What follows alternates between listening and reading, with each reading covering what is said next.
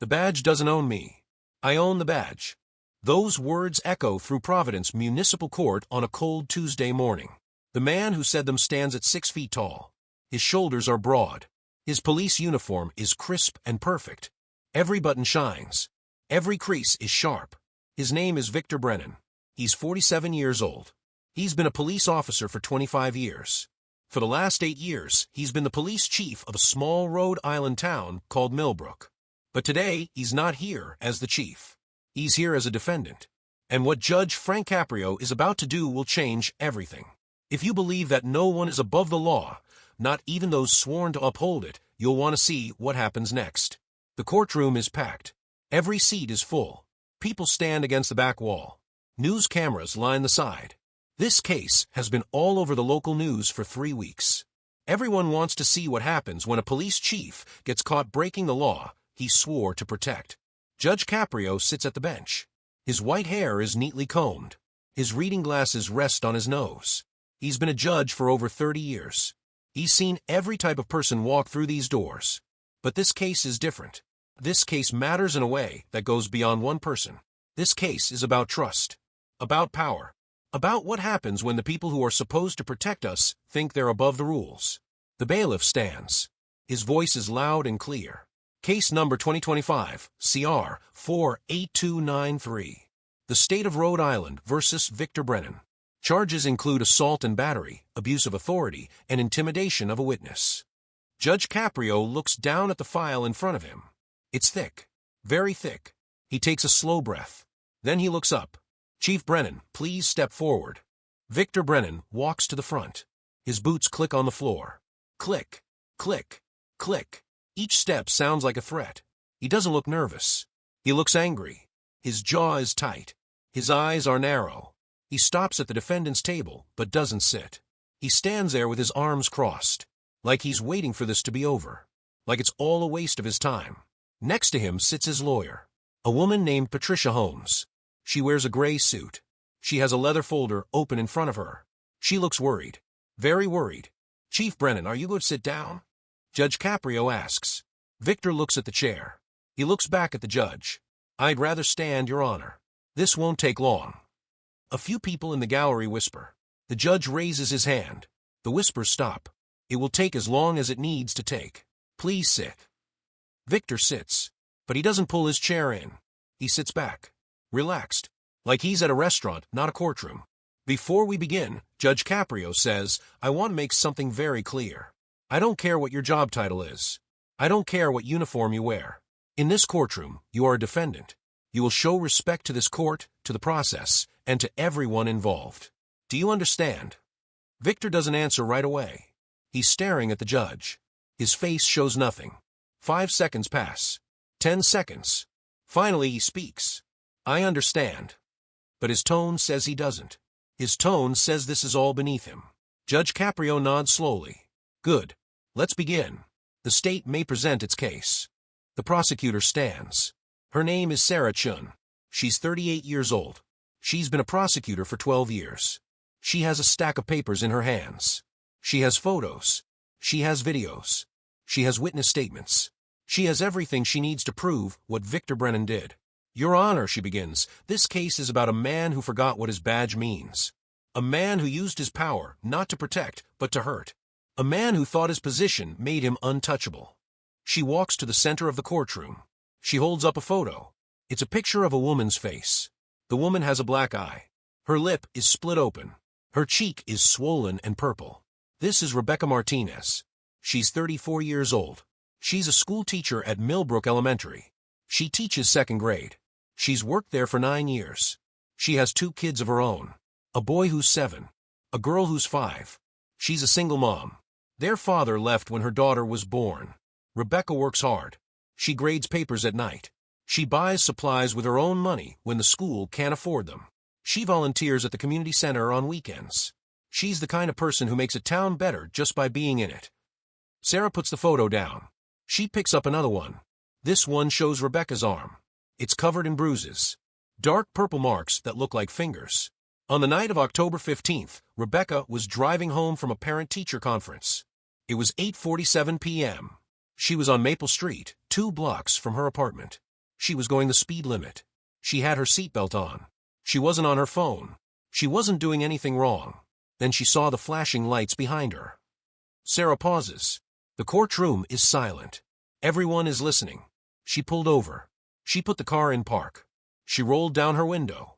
She put her hands on the steering wheel where the officer could see them. She did everything right. Everything she's supposed to do. The officer who pulled her over was Chief Victor Brennan. She turns and looks at Victor. He's still leaning back in his chair. He's not looking at her. He's looking at his fingernails. Chief Brennan approached the car. Rebecca asked why she was pulled over. He didn't answer. He asked for her license and registration. She gave them to him. He took them back to his cruiser. He was gone for 15 minutes. When he came back, he told her to step out of the car. Sarah walks over to the evidence table. She picks up a small device. It's a dashcam. Rebecca had a dashcam in her car. She installed it 6 months ago after someone hit her car in a parking lot and drove away. The camera was running that night. It recorded everything. She hands the device to the bailiff. He connects it to the courtroom's display system. A screen on the wall lights up. The video starts to play. The screen shows the inside of Rebecca's car. You can see her hands on the wheel. You can see the dashboard. You can see the rear-view mirror. In the mirror, you can see the police lights flashing behind her. Victor Brennan walks up to the window. His face fills the frame. License and registration, he says. His voice is flat, cold. Rebecca's hands shake a little as she reaches for her purse. Officer, can I ask why you pulled me over? License and registration, he says again. Louder this time. She hands him the documents. He walks away. The video shows 15 minutes passing. The time stamp in the corner ticks forward. 8:49, 8:52, 8:57, 9:02. Finally, at 9:04, Victor comes back. Step out of the car, he says. Why? What did I do? Step out of the car. Now. Rebecca opens the door. She steps out. The camera angle shows part of what happens next. Victor grabs her arm. He spins her around. He pushes her against the car. Hard. Her face hits the roof. Hey, what are you doing? Her voice is scared. You were speeding, Victor says. No, I wasn't. I was going 30. The limit is 30. Don't argue with me. I'm not arguing. I'm just saying. He grabs her other arm. He yanks it behind her back. She cries out in pain. Please, you're hurting me. You should have thought about that before you gave me attitude. The courtroom watches in silence. Some people have their hands over their mouths. Others are shaking their heads. The video continues. Victor pulls out handcuffs. He puts them on Rebecca's wrists. Tight. Too tight. She's crying now. Please, I didn't do anything wrong. Please. You did everything wrong. You think you can talk back to me? You think you can question me? I'm the chief of police. You're nothing. He walks her to his cruiser. He opens the back door. He pushes her inside. Her head hits the door frame. She makes a sound like all the air just left her body. Then the door slams shut. The video continues for 3 more minutes. It shows Victor going back to Rebecca's car. It shows him looking through her windows. It shows him opening her unlocked door. It shows him going through her purse. He takes out her wallet. He looks through it. He takes out $60 in cash. He puts it in his pocket. Then he closes the door and walks back to his cruiser. The video ends. The screen goes black. The courtroom is completely silent. You could hear a pin drop. Judge Caprio sits very still. His face shows no emotion, but his eyes are hard. Cold. That's what happened on October 15th, Sarah says. Her voice is steady, but there's anger underneath. Chief Brennan pulled over an innocent woman. He assaulted her. He arrested her with no cause. He stole her money. Then he charged her with resisting arrest and disorderly conduct. Charges that were completely false. Charges designed to cover up what he did. She walks back to her table. She picks up another document. Rebecca spent 4 hours in a holding cell that night. She was terrified. She'd never been arrested before. Never even had a parking ticket. When she was finally released, she had bruises all over her arms and face. She went to the hospital. The doctors documented her injuries. She filed a complaint against Chief Brennan the next day. Sarah holds up the document. This is that complaint. But here's what happened next. 2 days after Rebecca filed this complaint, she got a phone call. The caller ID said it was from the Millbrook Police Department. The person on the phone told her to drop the complaint. They said if she didn't, things would get worse for her. They said the chief has friends everywhere. They said accidents happen to people who don't cooperate. She puts the document down. She picks up phone. This is Rebecca's phone. We pulled the call logs. The call came from Chief Brennan's personal cell phone. We also have a recording. Rebecca recorded the call because she was scared. Sarah plays the recording. A male voice fills the courtroom. It's Victor's voice. Ms. Martinez, this is Chief Brennan. I'm calling about that complaint you filed. I think you made a mistake. I think you remember that night wrong. I think you should withdraw the complaint. If you don't, I can't promise your life will stay simple. You have kids, right? You have a job. Those things can disappear fast. Do you understand what I'm saying? Rebecca's voice on the recording is shaking. Are you threatening me? I'm giving you advice. Take it. The call ends. The courtroom erupts. People are talking. Some are yelling. A woman in the third row stands up. That's criminal, she shouts. Judge Caprio bangs his gavel. Order. I will have order in this court. Everyone sits back down. But the energy in the room has changed. It's electric now. Dangerous. Victor still sits at the defendant's table. But he's not relaxed anymore. He's sitting up straight. His face is red. His hands are gripping the edge of the table. His lawyer leans over and whispers something to him. He shakes his head. She whispers again. He pushes her hand away. Judge Caprio looks at Victor. Chief Brennan, do you want to respond to what we just heard? Victor stands up. His lawyer grabs his arm. Victor, don't, she hisses. He pulls his arm away. Your Honor, that recording doesn't tell the whole story. Then please, tell us the whole story. Victor takes a breath. That woman was speeding. She was going 48 in a 30 zone. When I pulled her over, she was combative. She refused to cooperate. She escalated the situation. I had to use force to maintain control. Sarah stands up. Your Honor, I have the radar reading from that night. Ms. Martinez was going 31 miles per hour. 1 mile over the speed limit. Hardly a reason for what happened. Victor's face gets redder. She resisted arrest. The video shows no resistance, Sarah says. It shows a scared woman asking questions. That's not resistance. That's a citizen exercising her rights. She gave me attitude. Victor's voice is rising now. She questioned my authority. Judge Caprio raises his hand. Chief Brennan, sit down. No. Victor shouts. I'm tired of this. I've served this community for 25 years. I've put my life on the line. I've earned respect. Sit down. Judge Caprio's voice is like ice. Victor doesn't sit. You want to know the truth? That woman doesn't belong in this country. She's an immigrant. She came here and thinks she can question people like me. People who were born here. People who built this country. The courtroom goes crazy. People are yelling. Some are standing. The bailiff moves forward. Sarah's mouth is open in shock. Your Honor, that's... I know what it is, Judge Caprio says. His voice cuts through the noise like a knife. Bailiff, if Chief Brennan does not sit down right now, he will be held in contempt. Victor finally sits. But he's breathing hard. His face is the color of a tomato. Judge Caprio looks at Sarah. Continue, counselor. Sarah is still processing what just happened. She shakes her head like she's trying to clear it. Your Honor, I'd like to call Rebecca Martinez to the stand. A woman stands up from a gallery. She's small, maybe 5'3". She has dark hair pulled back in a ponytail. She wears a simple blue dress. She walks to the witness stand. Her steps are careful, nervous. She sits down and puts her hands in her lap. The bailiff has her swear in. Do you swear to tell the truth, the whole truth, and nothing but the truth? I do. Her voice is so quiet you can barely hear it. Sarah walks over to her. Ms. Martinez, can you tell us what happened on the night of October 15th? Rebecca looks down at her hands. I was driving home from work. It was late. I was tired.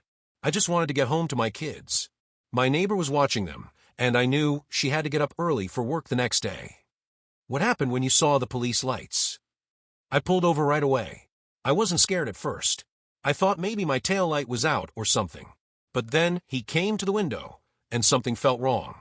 He was angry, like I'd done something terrible, but I didn't know what. Did you resist arrest? No. She looks up now. There are tears in her eyes. I've never been in trouble before. Not ever. I teach kids to follow the rules. I follow them too. When he told me to get out of the car, I did. When he grabbed me, I didn't fight back. I was too scared to fight back. What happened in the police car? Rebecca's voice breaks. He drove me to the station. He kept saying things. Mean things. About where I was from. About my accent. About how people like me don't deserve to be here. He said I should go back to where I came from. He said if I told anyone what happened, he'd make sure I lost my kids. She's crying now. Real tears running down her face. I was born in Texas. My parents were born in California. My grandparents came from Mexico in the 1960s. Legally, they worked hard. They paid taxes. They were proud Americans. I'm a proud American. But he made me feel like I didn't belong. Like I was less than human. The courtroom is silent again. But it's a different kind of silence. It's the silence of people holding their breath. Of people feeling someone else's pain. Sarah hands her a tissue. Rebecca takes it. She wipes her eyes. What happened after you were released? I went home. My kids asked why my face was hurt. I didn't know what to tell them.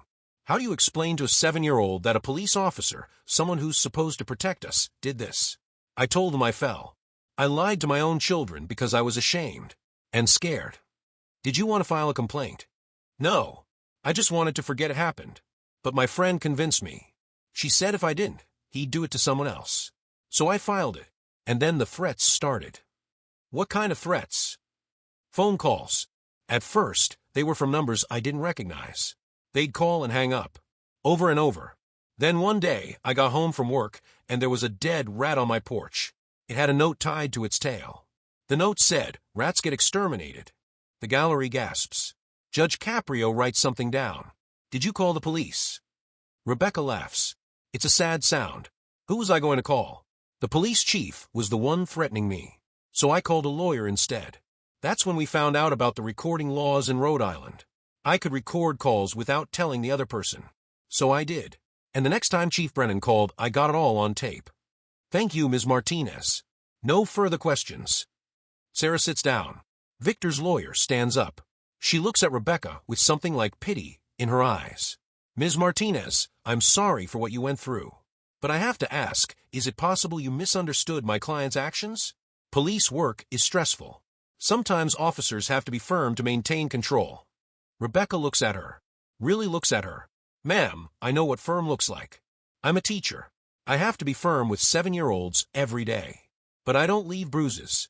I don't steal their lunch money. And I don't threaten their families. What he did wasn't firm. It was cruel. The lawyer sits back down. She has no more questions. Rebecca steps down from the witness stand. She walks back to her seat.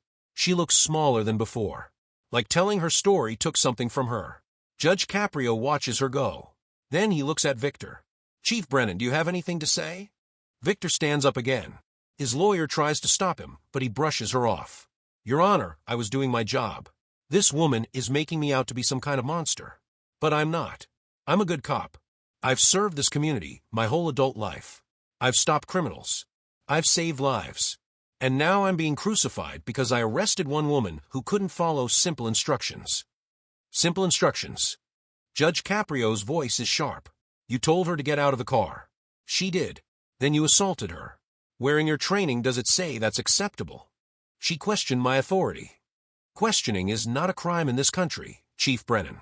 Citizens have the right to ask questions. They have the right to know why they're being detained. You know this. You've known this for 25 years. Victor's jaw tightens. With all due respect, Your Honor, you've never worn a badge. You don't know what it's like out there. Every traffic stop could be your last.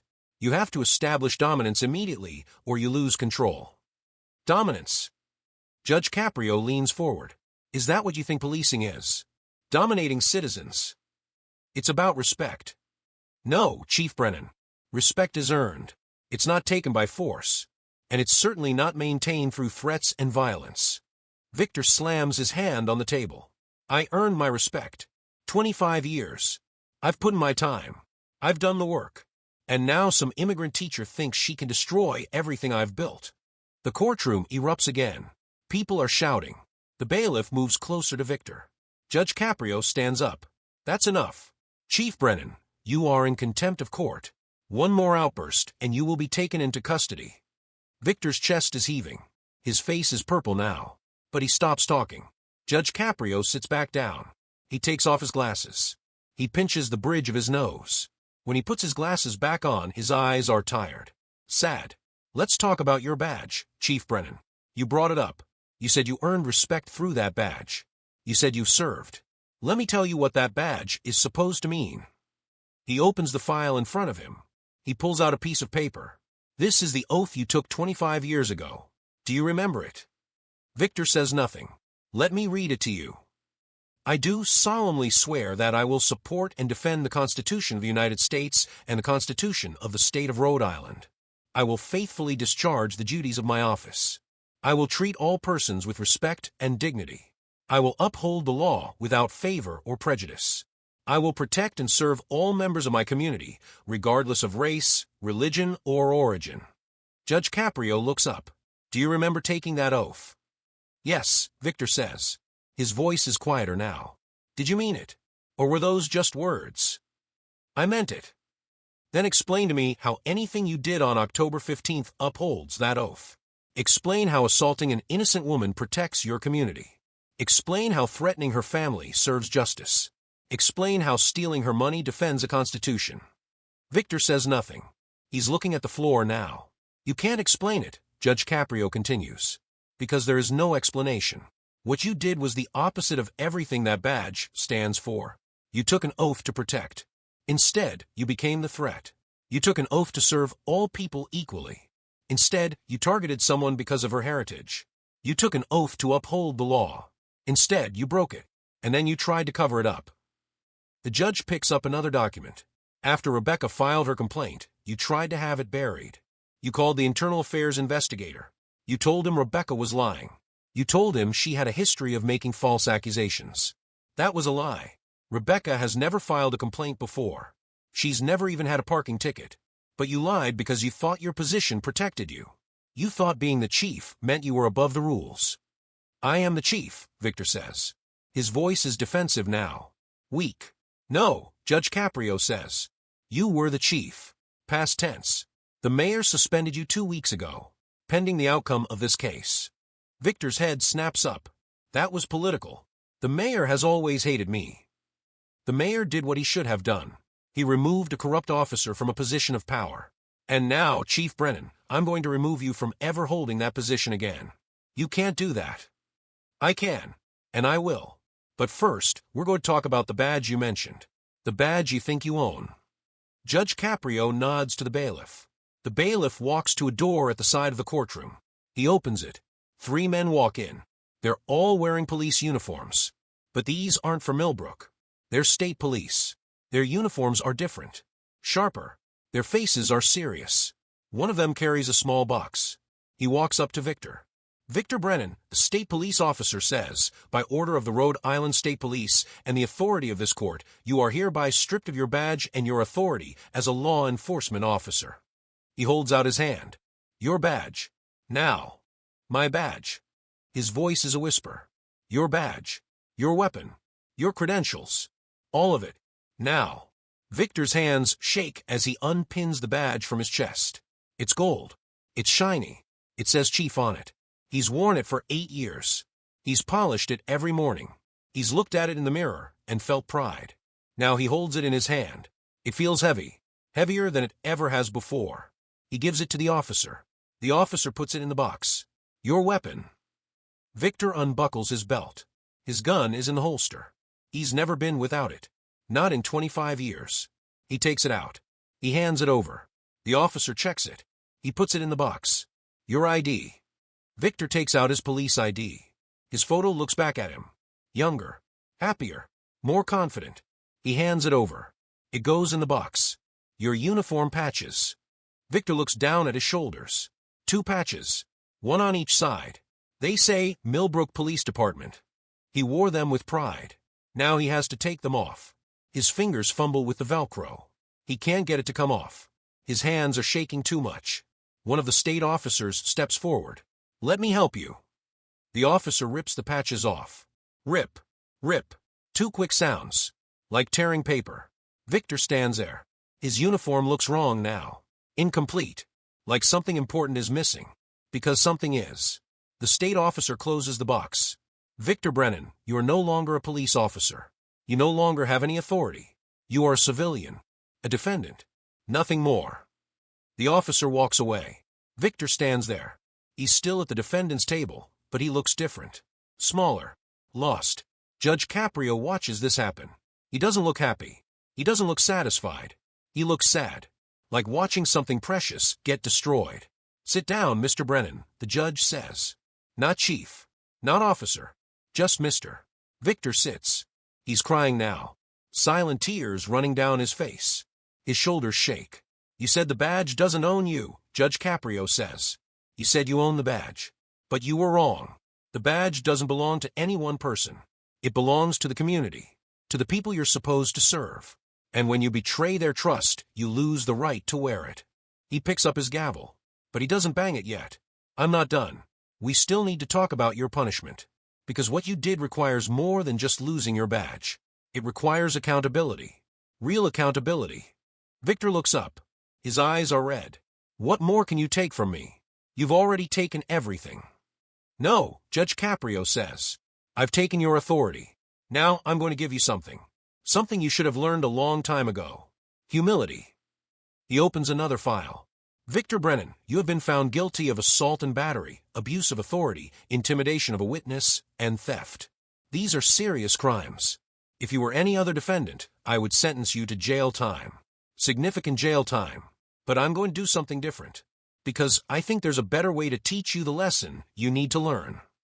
Victor wipes his eyes. What? First, the financial penalty. You stole $60 from Rebecca Martinez.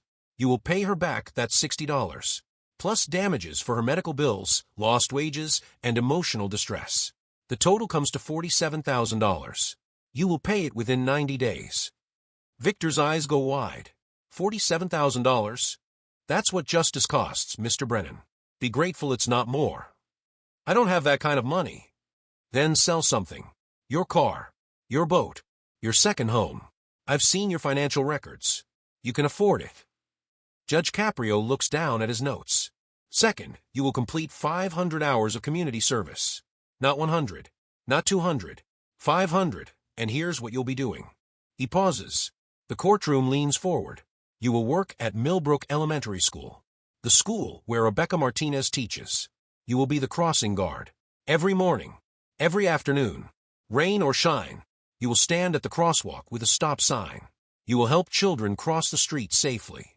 You will smile at them. You will wave at their parents. And you will wear a vest. A bright orange vest.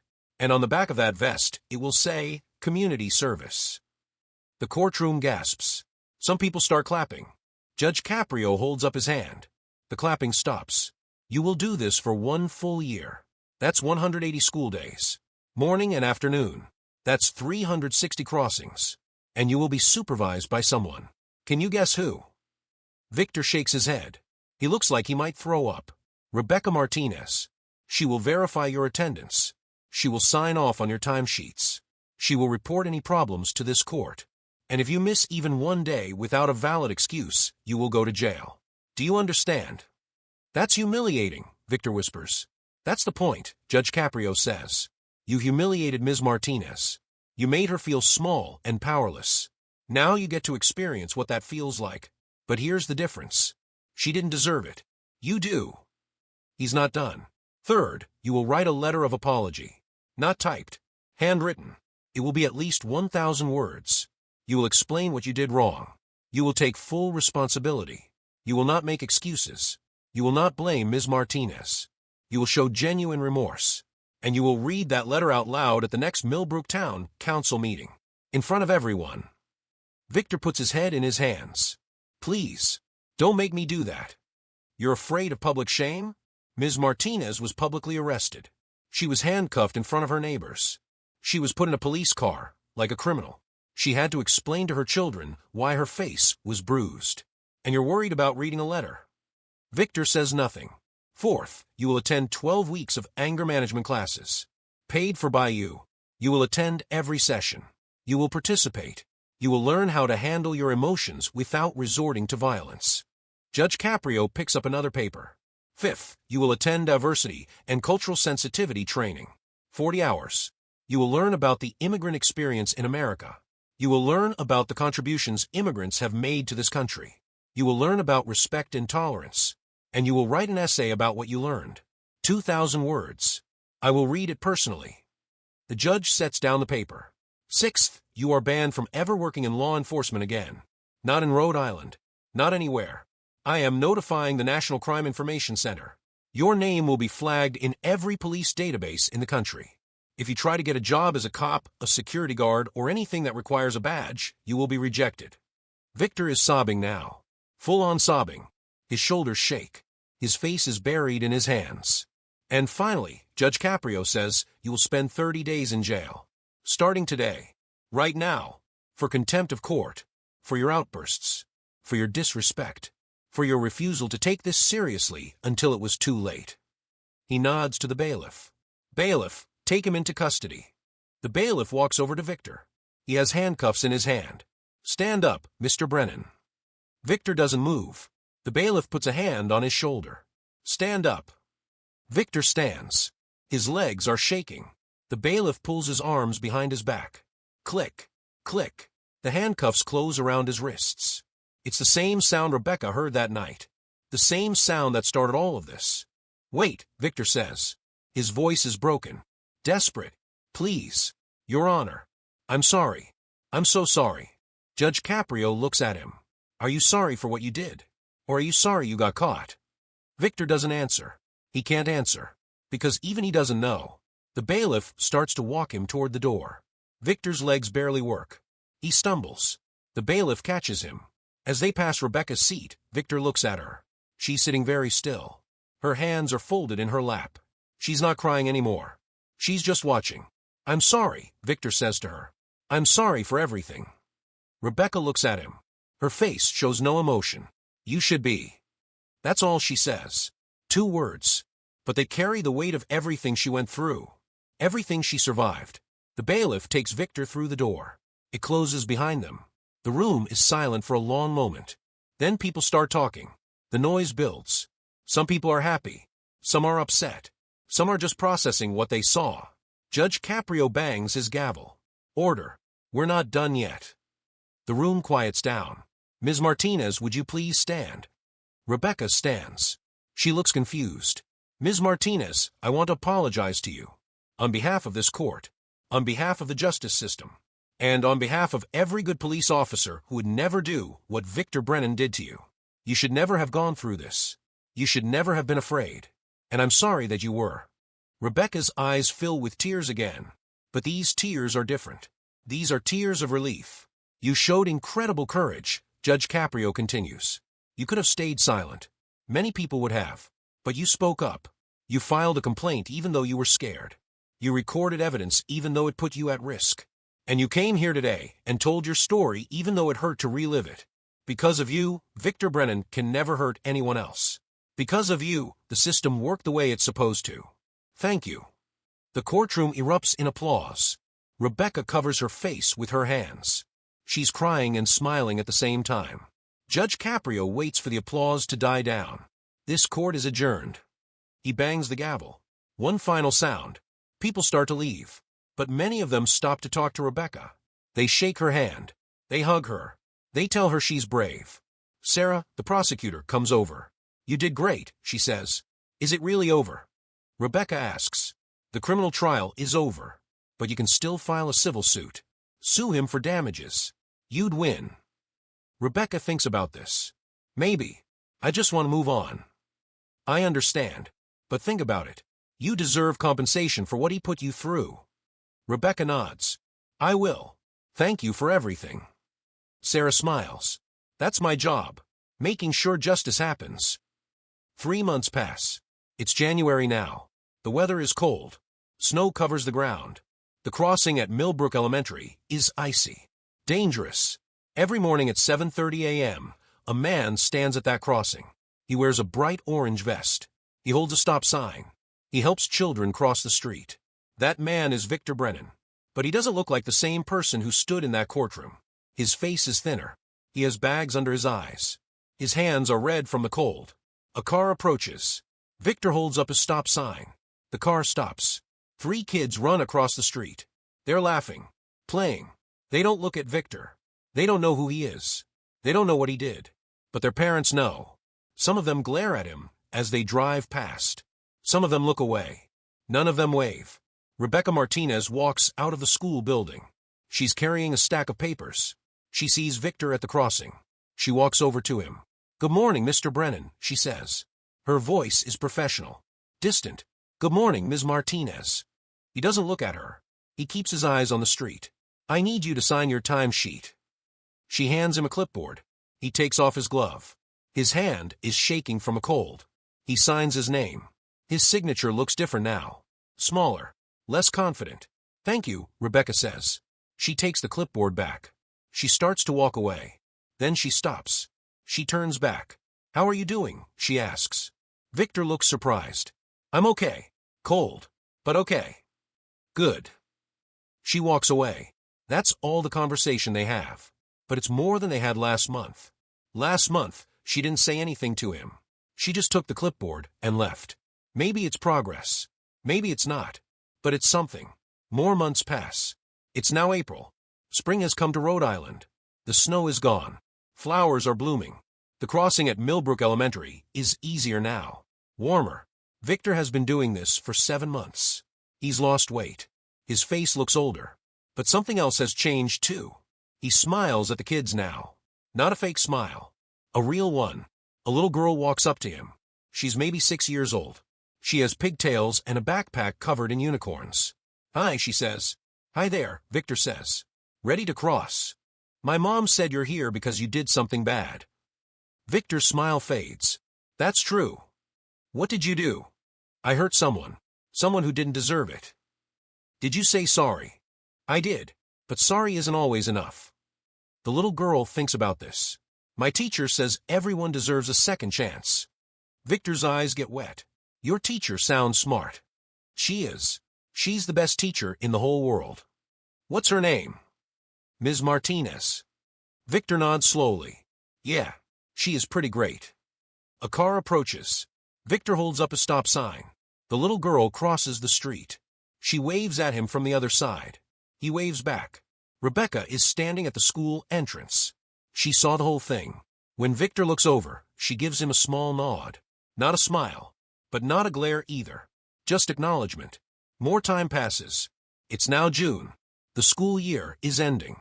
Victor's 360th and final crossing is today. He's been doing this for 9 months. Nearly a full year. The last bell rings. Kids pour out of the school. They're excited. Summer vacation starts now. No more homework. No more early mornings. Just freedom. Victor helps them cross. One after another. He's good at it now. He knows which kids run. Which ones look both ways. Which ones need extra reminders. The last kid crosses. A boy with red hair and freckles. "See you next year, Mr. Crossing Guard," he yells. "See you," Victor calls back. The street is empty now. Victor takes off his orange vest. He folds it carefully. He looks at it for a long time. This vest has been his uniform for 9 months. It's not a police uniform. It doesn't have patches or badges. But it means something. It means he's paying his debt. It means he's learning. Rebecca walks over. She has the clipboard. "Last time sheet," she says. Victor signs it. His signature looks different again. Stronger. More deliberate. "That's it," Rebecca says. "You fulfilled your requirement." "Thank you," Victor says, "for supervising me. I know that wasn't easy." Rebecca looks at him. Really looks at him. "No, it wasn't. Every day I saw you, I remember that night. I remember how scared I was. How powerless I felt." Victor looks down. "I know. And I'm sorry. I've said it before, but I need to say it again. I'm sorry. I was wrong. What I did to you was cruel and unjust and unforgivable." "You're right," Rebecca says. "It is unforgivable. But that doesn't mean I have to carry the anger forever. I've decided to let it go. Not for you. For me. Because holding on to it hurts me more than it hurts you." She holds out her hand. "Good luck, Victor. I hope you've learned something." Victor looks at her hand. He shakes it. Her grip is firm. Strong. "I have," he says. "More than you know." Rebecca walks back into the school. Victor stands at the crossing for a few more minutes. He looks at the street, the school, the playground. He spent more time here in the last 9 months than he spent at the police station in the last 9 years. He walks to his car. It's an old Honda, not the fancy truck he used to drive. He sold that to help pay Rebecca's settlement. He gets in. He sits there for a moment. Then he starts the engine and drives away. 6 months later, in December, there's a town council meeting in Millbrook. The room is packed. Every seat is full. People are standing in the back. Victor Brennan walks in. He wears a simple suit. No uniform. No badge.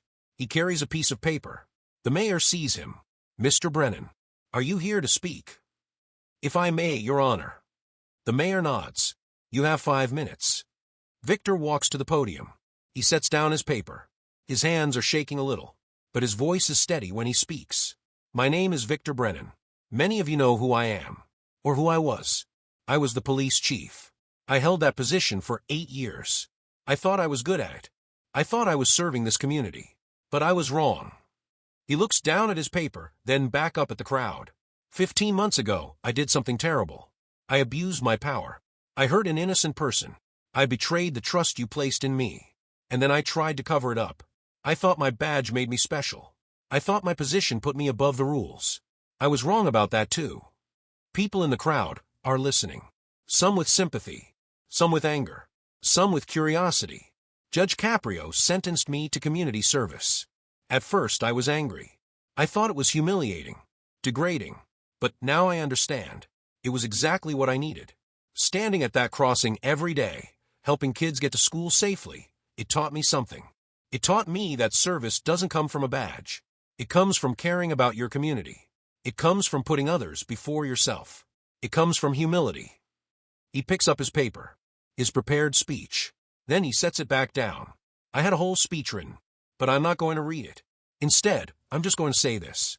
I'm sorry to Rebecca Martinez, who I hurt the most, to her children, who had to see their mother suffer, to this community, who trusted me and who I betrayed, to every good police officer whose reputation I damaged, and to anyone who ever felt unsafe because of what I did. I'm sorry. He takes a breath. I can't be a police officer anymore. I can't wear a badge, but I can still serve. I've been volunteering at the food bank. I've been helping at the homeless shelter. I'm trying to be the person I should have been all along. I don't expect forgiveness. I don't deserve it. But I hope that someday you'll be able to see that people can change. That mistakes, even terrible ones, don't have to define us forever. He steps away from the podium. The room is silent. Then, slowly, someone starts clapping. It's an older woman in the front row. Then someone else joins in. Then another person. Soon, half the room is clapping. The other half sits in silence. Victor walks to the back of the room. As he passes one row, he sees Rebecca. She's sitting with her 2 kids. She's not clapping, but she's not glaring either. She just nods at him. Once. A small movement. But it means everything. Victor leaves the meeting. He walks to his car. The night is cold. His breath makes clouds in the air. He gets in his car and just sits there for a moment. His phone rings. He looks at it. It's a number he doesn't recognize. He answers. "Hello, Mr. Brennan? This is David Chun from New Horizons Community Center. I heard your speech tonight. I was wondering if you'd be interested in volunteering with our youth mentorship program. We work with at-risk kids. Teach them life skills. Help them make better choices. I think you could offer a unique perspective." Victor's throat tightens. "I'd like that. Thank you." "Great. Can you come by tomorrow to talk about it?" "I'll be there." He hangs up. He sits in his car for another minute. Then he starts the engine and drives home. The story could end here. But let's go forward one more time. 3 years later, Victor Brennan stands in front of a group of teenagers. They're in a community center classroom. These kids are part of the New Horizons program. Some of them have been in trouble with the law. Some of them are headed that direction. All of them need guidance. "My name is Victor," he says. "I used to be a police officer. I used to think that made me better than everyone else. I thought my badge gave me power. And it did. But I used that power in the wrong way. And I paid the price." The kids listen. Some of them are skeptical. Some are curious. One boy raises his hand. "What did you do?" Victor doesn't hesitate. "I hurt someone. I abused my authority. I arrested an innocent woman because she questioned me. Because I couldn't handle someone challenging my power. It was wrong. It was criminal. And I lost everything because of it." Do you regret it? A girl asks. Every